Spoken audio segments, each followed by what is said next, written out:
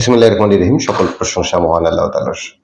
আপনারা জানেন আমি জমি জমা সংক্রান্ত বিষয় নিয়ে আপনাদের প্রশ্নের উত্তর দেবার চেষ্টা করি।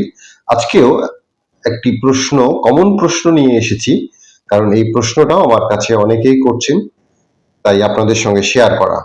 প্রশ্নটা হচ্ছে যে একজন বর্গাদার, রহিম নামের এক বর্গাদার, তিনি আমার কাছে এসেছিলেন যে আমি চাষবাস করতাম, বিনিময়ে নির্দিষ্ট একটা ফসল আমি জমির প্রকৃত মালিককে দিতাম। কিন্তু এই 4-5 দিন আগে তিনি 3-4 জন লোক নিয়ে আসলেন, এসে আমাকে বললেন যে আপনি আর ওই জমিতে নামবেন না, এখন আর চাষবাস আপনাকে করতে হবে না। কিন্তু তিনি অলরেডি চাষবাস করেছেন। তিনি আসছেন আমার কাছে যে এই মুহূর্তে আমাকে হঠাৎ করে সেখান থেকে বেদখল করে দিলেন, এখন আমি কি করব? আমি তো ক্ষতিগ্রস্ত হয়ে যাচ্ছি।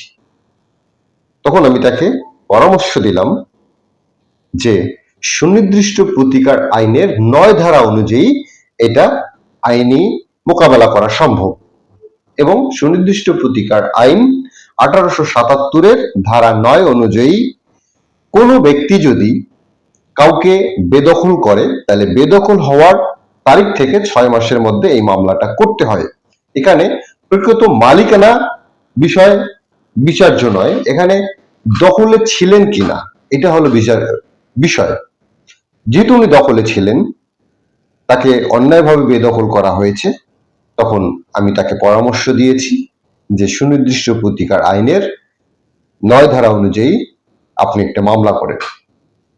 এই মামলা করে আসলে তিনি যে অন্যায়ভাবে তাড়িত হয়েছেন বা তাকে বেদখল করা হয়েছে, এটার প্রতিকার আদালত তাকে দিবেন ইনশাল্লাহ।